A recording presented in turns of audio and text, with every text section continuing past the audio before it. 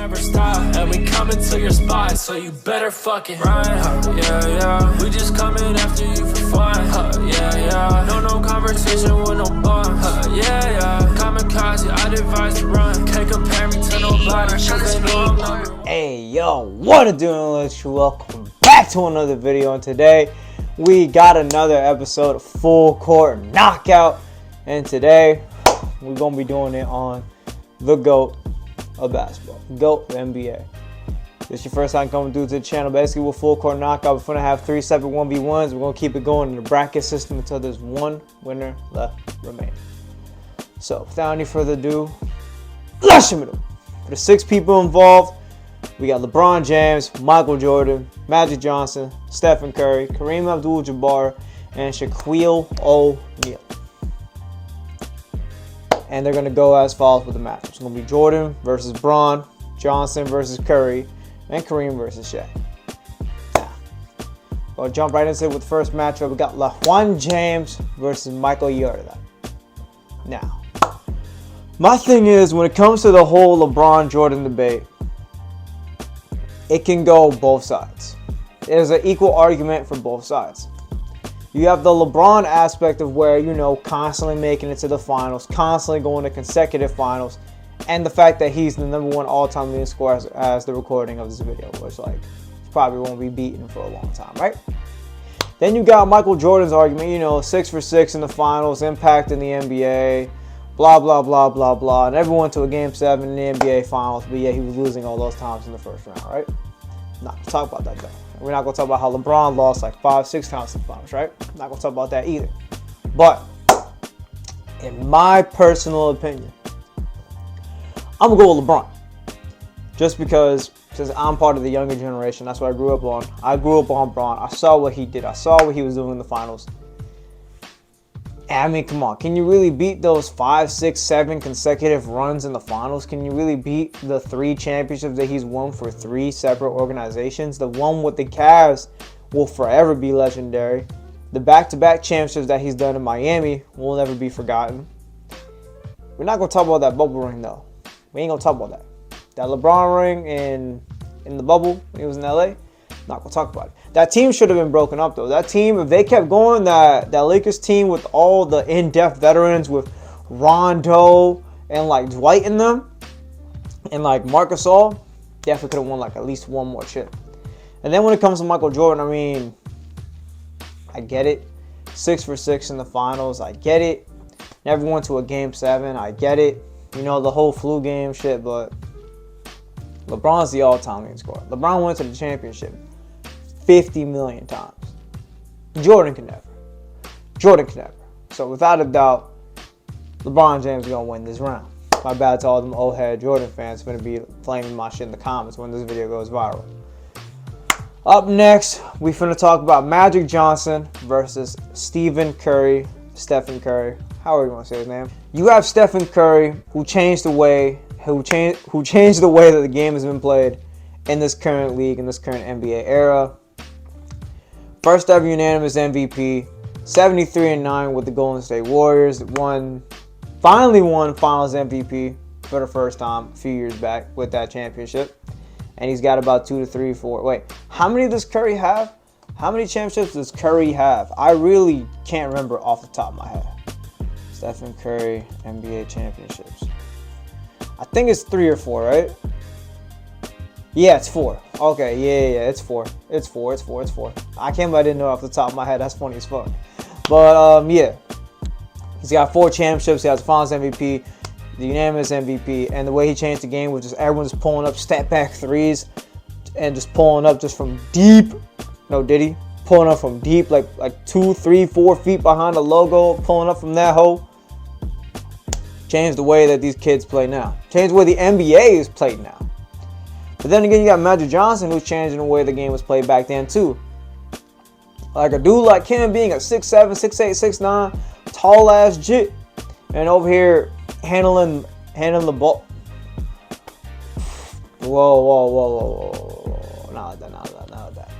But the way he was over handling the ball, the way he's over here, like, dotting it to his teammates and shit, and he was playing with Kareem, who's the next guy on the list, by the way. He was like the traditional point guard of what it was back in that time span. Like a point guard was supposed to be like, you know, a facilitator, getting people open, make sure people are in the open spots, and it was so easy for him since he's 6'7", 6'8", 6'9", or whatever. He could see over the top of the smaller point guards and was able to make those passes, and he could still, like, you know, run the floor like a guard, right? Although Curry has the accomplishments, although Curry has done XYZ in the third, I'm giving this one to Magic Johnson. Bro won a championship, Rookie of the Year, and Finals MVP in his rookie season. What the fuck? Are you serious?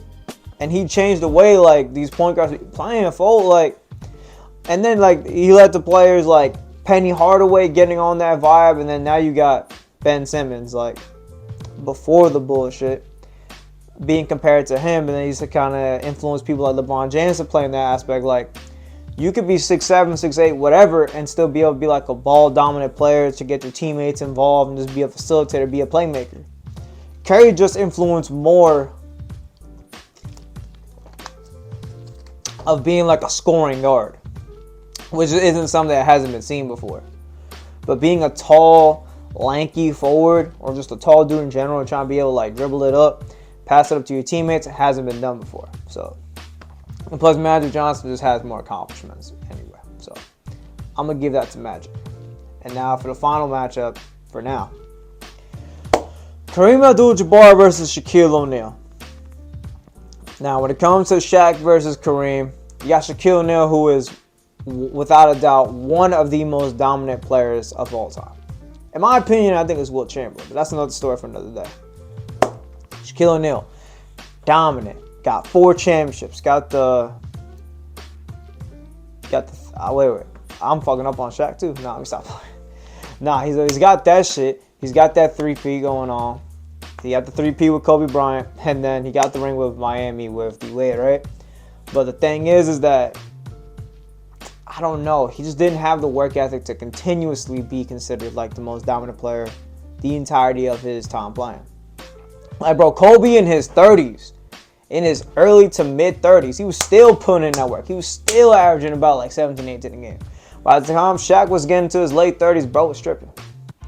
Bro just dropped off. He was solid, he was cool, but like, just wasn't getting to the bag like that. And all he really relied on was just his athleticism and his just dominance as a force, right? Meanwhile, Kareem Abdul-Jabbar, he became the all-time leading scorer without even having to take like a three-pointer, right? Bro's over here just hitting them hoes with that hook shot of his. Just hitting them hoes. Hitting them hoes. He had a post game, he had a little fade game going on, had a little mid-range shot going on, hitting them hoes with the free throws. That was a ball right there. Like, Kareem was just more of like a specialized center. He could like do more. He didn't have to really just rely on his athleticism. That's what helped him out once his later years, once he got with like the Lakers in them. He still was able to become like a dominant force because he was hitting them hoes with that hook shot. So, once again, I'm finna give this one to Kareem. Kareem was just that guy. He was Himothy. So that's going to conclude the first round. Now up next, what I'm finna do now is finna have Magic go up against Kareem, and whoever wins that is finna go up against LeBron, and then we'll conclude the video from there. We'll get right into it though. Now, Magic Johnson versus Kareem. Damn, this one is hard. Damn, bro, I really gotta like. Damn.